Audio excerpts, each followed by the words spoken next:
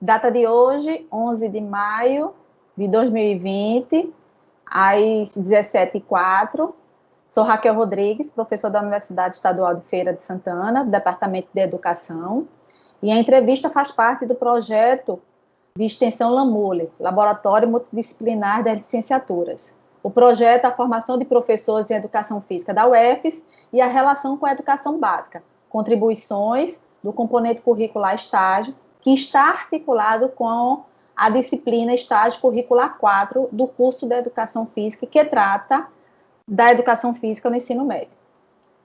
O projeto possui o objetivo de compreender o lugar do planejamento na execução de atividades nas aulas de educação física, bem como a superação da dicotomia teoria e prática, a partir da abordagem crítico-superadora.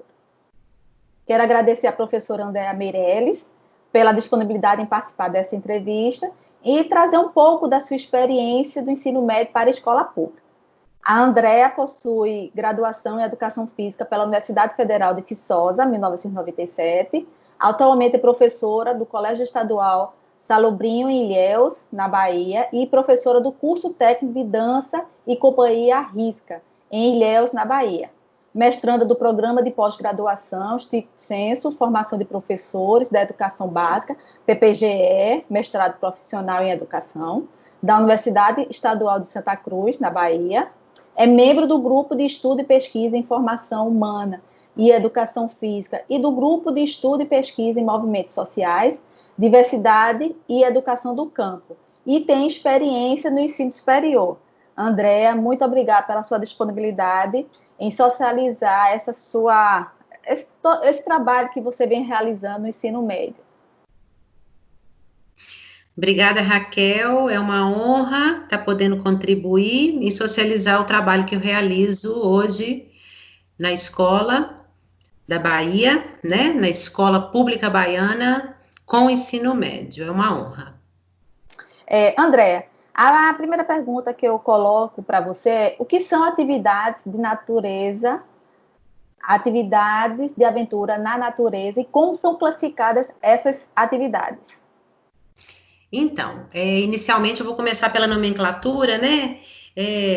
Existe uma série de divergências, convergências quanto à nomenclatura, intenções, né? Essa nomenclatura que eu utilizo, atividade de aventura na natureza, atividade de aventura e lazer na natureza, é a partir de um referencial que eu tenho para se trabalhar na escola, né? Atualmente, nos tempos onde a gente vive, é muito usado esportes da natureza, esportes radicais, esporte de aventura na natureza, e tem um significado, né? Tem um motivo por essas diversas nomenclaturas que não cabe aqui agora.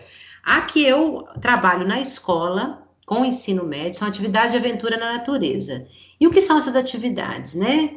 É um conjunto de práticas corporais construídas historicamente, né? E desenvolvidas culturalmente pelos homens na sua relação com a natureza, com o meio ambiente, nos diferentes modos de produção. Essa é uma teoria que eu utilizo para as atividades de aventura na natureza, para os meus alunos. Atividades essas que foram realizadas pelo homem desde o modo de produção comunal até o modo de produção capitalista, passando por todos os outros modos de produção, com intenções, intencionalidades, objetivos, necessidades. Elas vão ser construídas a partir de necessidades diferentes nos diferentes modos de produção. Meus alunos no ensino médio, Raquel, eu adoto uma teoria pedagógica, uma metodologia de ensino, que eu tento realizar no pensamento deles um movimento histórico da realidade, né?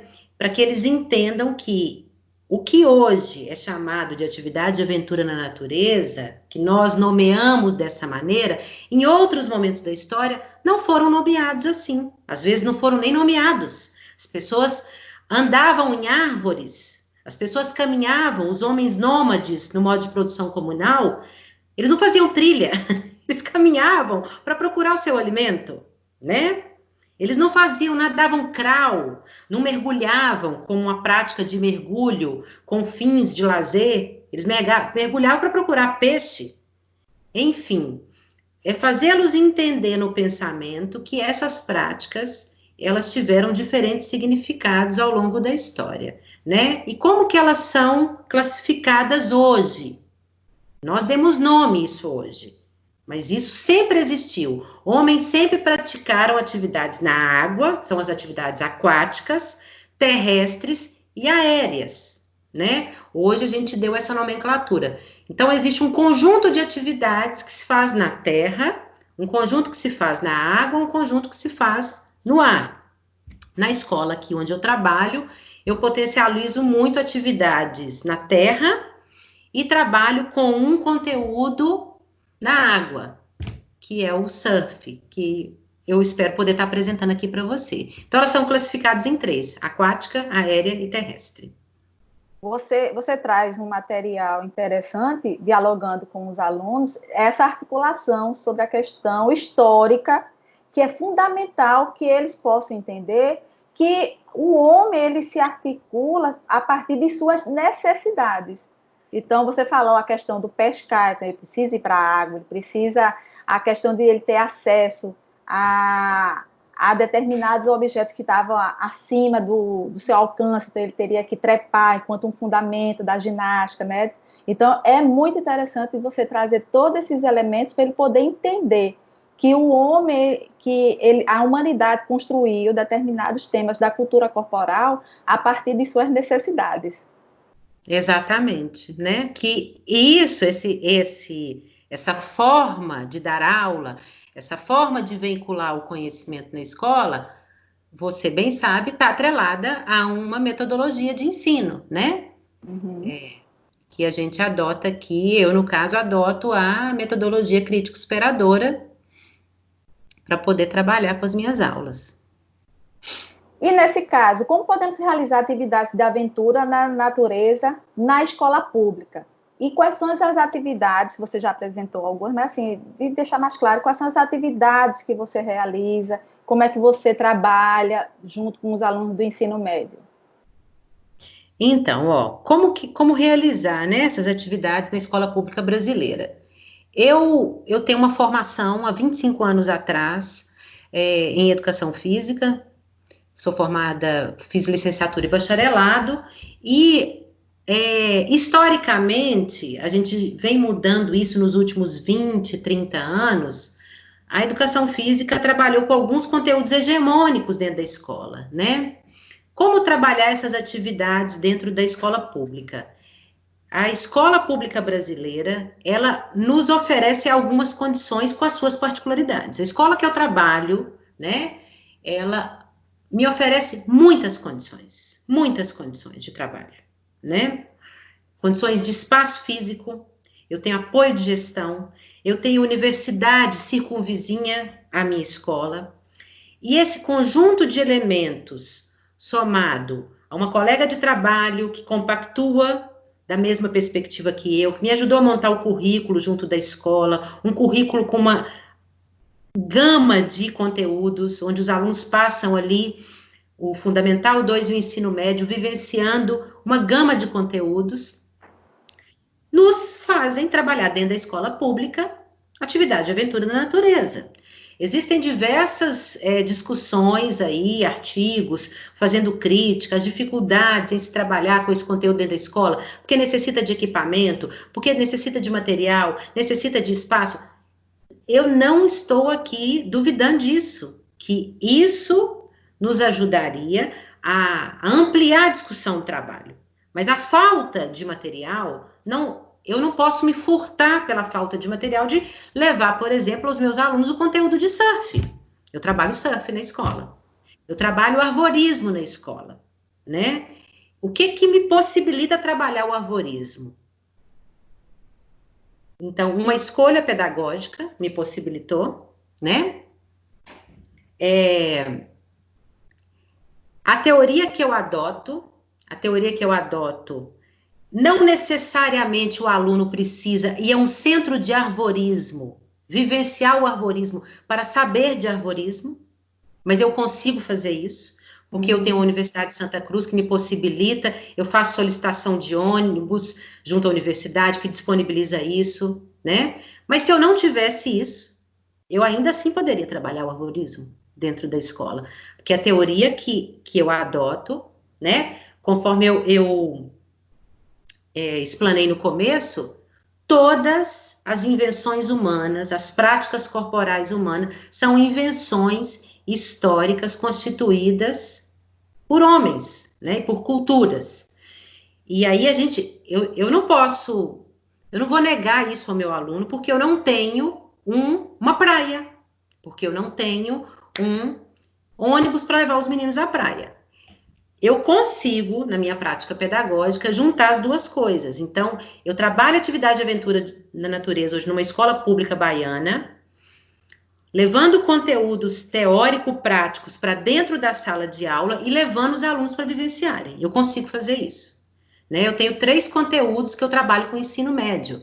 No primeiro ano, surf. No segundo ano, eu trabalho corrida... No terceiro ano, corrida de orientação. E no segundo ano, o arborismo. Mas a metodologia de ensino que eu trabalho, ela não me furtaria de trabalhar se eu não tivesse o espaço para levar. E eu tenho espaço aqui para levar.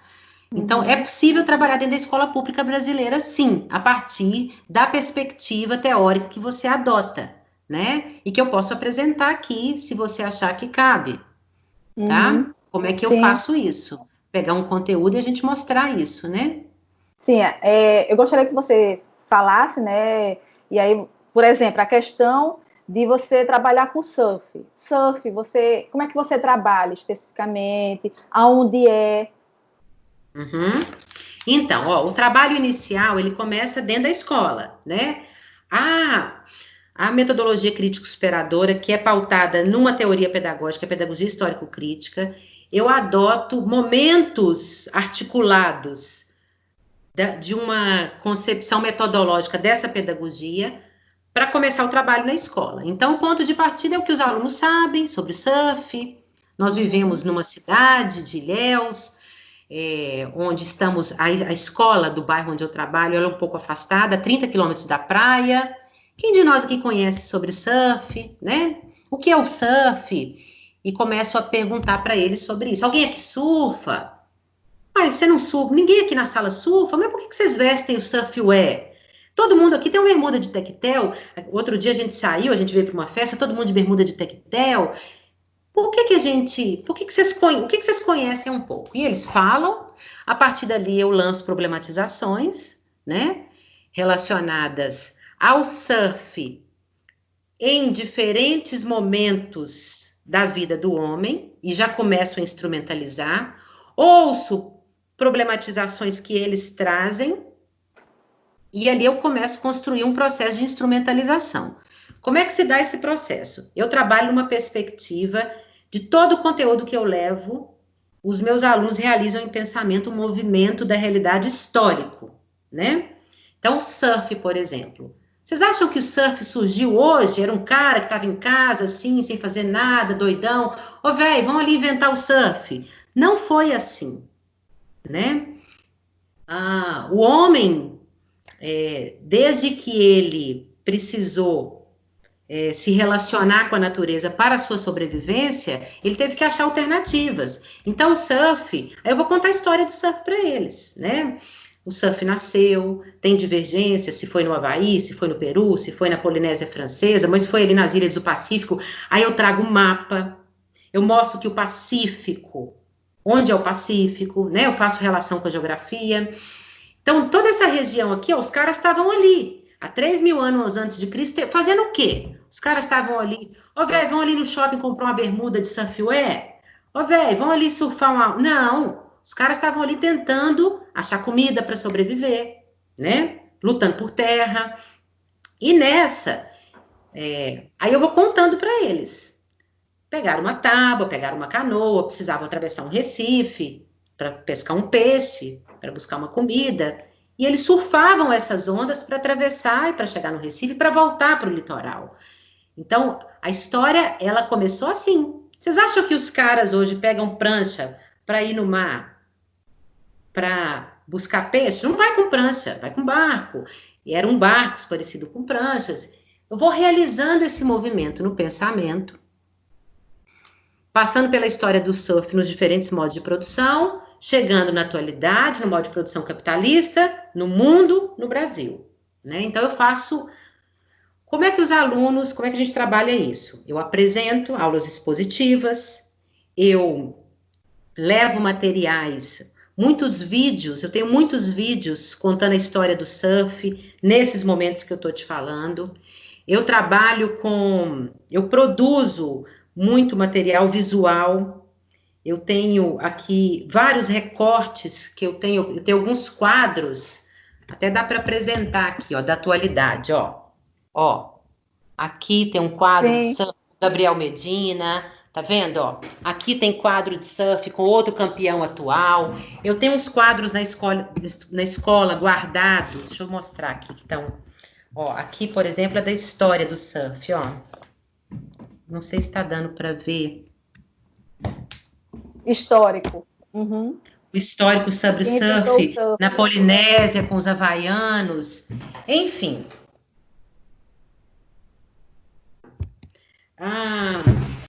Paralelamente a isso, eu vou trazendo discussões de temas transversais, como, por exemplo, meio ambiente, acessibilidade, privatização. Nós temos uma praia aqui na nossa região, muito procurada por surfistas mundiais, que já foi privatizada, que é de uma pessoa, ninguém entra lá, né?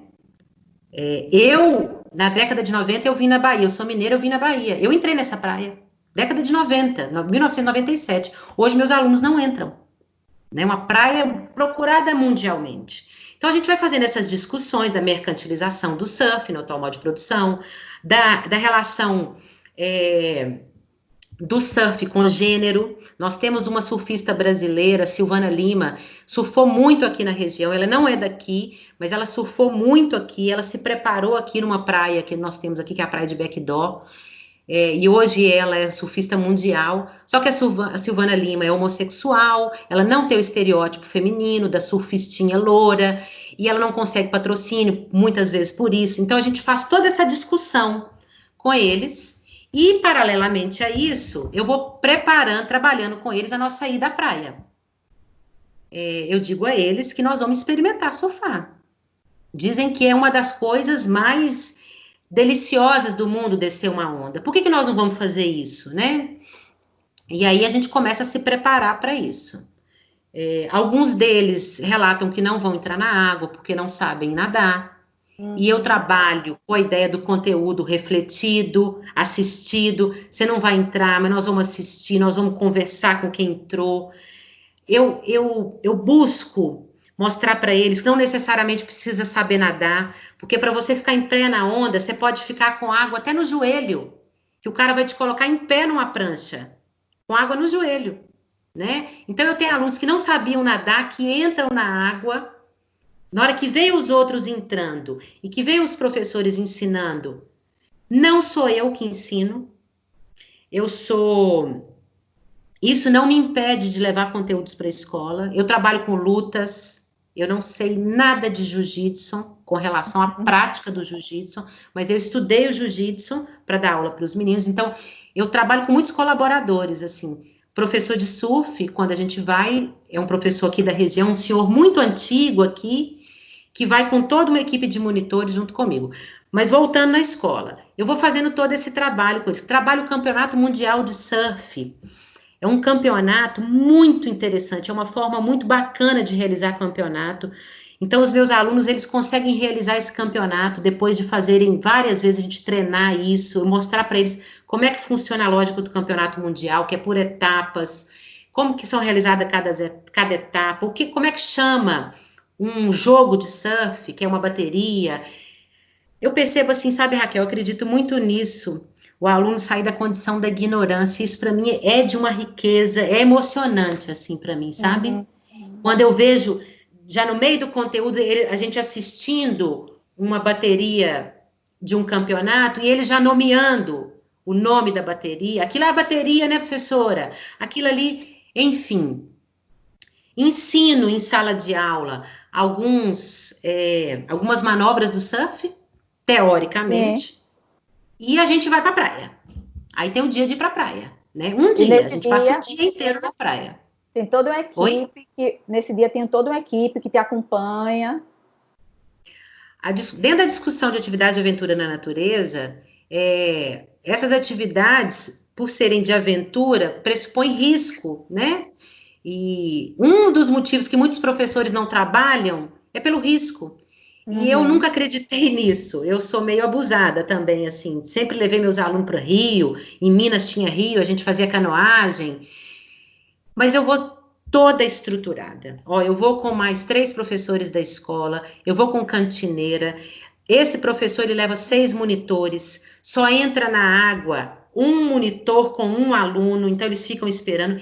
E os alunos são maravilhosos. Eu não sei se da minha escola, mas os alunos, eles sabem que se der errado, a gente não volta mais, você tá entendendo? Então eles fazem tudo dar certo. E fica fenomenal, assim.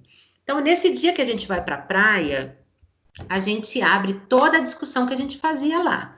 Esse cara trabalha, como é o surf em Ilhéus, esse professor, né? A gente faz a relação da discussão do meio ambiente, do cuidado com a praia, né? Só abrir um parêntese aqui, por exemplo. Quando a gente vai a Itacaré para trabalhar arvorismo e trilha, e fazer trekking com os meninos do 2º ano, eu faço toda uma discussão com ele sobre território antes da gente ir. Quando a gente chega lá, a gente vê Itacaré, quem conhece Itacaré, a população que vivia no mar, os pescadores que viviam, foi toda empurrada para um morro, porque toda a área litorânea foi comprada e hoje é loteada por condomínios e pousadas, e a grande maioria por estrangeiros, né? A gente faz toda essa discussão da relação que a gente vai sendo expropriado de algumas atividades por conta do modo de produção. Então, eu sempre faço esse paralelo. Mas voltando para o surf, então, de aula, textos sobre mercantilização, gênero, campeonatos de surf, a história do surf, apropriação do surf nos diferentes modos de produção e vamos para a praia vivenciar. Eu tenho quase todos os meus alunos subindo na prancha nesse dia, porque subir na prancha num mar em condições, qualquer um de nós aqui vai subir com ajuda. E é uma experiência assim deliciosa. Eles se sentem desafiados. Eu percebo assim que algumas questões nesse dia são trabalhadas, sabe, muito interessantes no processo formativo, né, com esse conteúdo. Eles têm uma concepção histórica do conteúdo, eles têm um caráter multidisciplinar que um conteúdo envolve, atividades lúdicas que estão contribuindo para o conhecimento e para a elevação de outros conhecimentos, né? Ele estabelece nexo, eu percebo eles estabelecendo nexos assim, entre gestos motores e o significado desses gestos em espaços, em tempos diferentes. Então, isso é muito rico no processo formativo deles, né? Que a gente, professor, precisa saber explicar isso quando está promovendo o conteúdo. E é assim que eu busco trabalhar o surf com eles, Raquel. Acho que eu... nesse dia na praia, é um dia que eu reservo assim para a gente viver, sabe, a praia. Muitos deles não conhecem a praia de Olivença, que é uma praia aqui do lado deles. Então eles vão, eles sentem aquilo e a gente volta para a sala de aula e a gente vai ter grupos construindo relatos de experiência. Sim. Que são socializados. É um seminário que eles apresentam sobre os conteúdos que eu dei e essa atividade. Esses relatos, eu dou o nome assim, a história do surf é a minha história é a história do surf. Eles têm que fazer essa conexão e apresentar esse seminário. E aí eu encerro o conteúdo. Experiência fantástica, muito bom mesmo. E nesse caso, legal. Você trabalha O surf aí em Ilhéus. Quando é o arborismo e o trekking é que você vai para Itacaré. Itacaré. Ó, mas assim, o trekking, eu trabalho no bairro, dentro da escola, a gente faz um Sim. trekking. A gente faz um trekking na Universidade Estadual de Santa Cruz, lá dentro da universidade, é uma universidade bem bacana, assim. E depois eu vou para a trilha, eu já fiz uma trilha, duas trilhas em Itacaré com eles. Já fiz a trilha da Engenhoca e a trilha da Prainha, né? O arvorismo tem um rapaz que tem um centro de atividade de aventura, que é o Conduru, lá em Itacaré. Ele faz um pacote para gente. Os alunos passam a unidade inteira se preparando para isso. Então, gasta para ir. Não é público esse centro de arvorismo, né? A gente faz um movimento para que todos consigam ir. E é mais ou menos assim. Corrida de orientação eu faço na escola, com o terceiro ano. Já trabalhei, eu tive um aluno no residência pedagógica que era bombeiro. A gente fez uma escalada dentro da escola. Nós temos uma caixa d'água muito alta na escola e ele era bombeiro, aluno de curso de educação física. A gente já fez escalada. Que eu estou lembrando são esses conteúdos. Muito bom mesmo. Ô, André, nesse caso, quando a gente fala, você já apresentou, né, na sua fala, em que tem determinados alunos que eles não sabem nadar, infelizmente. E a gente tem um Brasil que o litoral é em torno mais ou menos de 7.000 quilômetros. E temos escolas que elas estão ou próximas ou muito, ou dentro praticamente das praias. Como é que você vê essa falta da necessidade, falta das condições que são colocadas, que é negado esse conhecimento, que é essa atividade aquática aos alunos da educação básica? Então, eu já falei um pouco isso. Eu acho que historicamente a gente vem rompendo com o trabalho com os conteúdos da educação física na escola. Não são só mais os conteúdos hegemônicos que permaneceram dentro dos esportes, por exemplo. Não são só mais os 4 esportes coletivos, mas com relação à atividade aquática, eu penso que ainda é um gargalo, assim, para todos nós, né?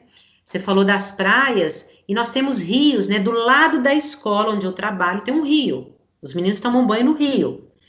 A Universidade Estadual de Santa Cruz tem uma piscina fantástica, fantástica.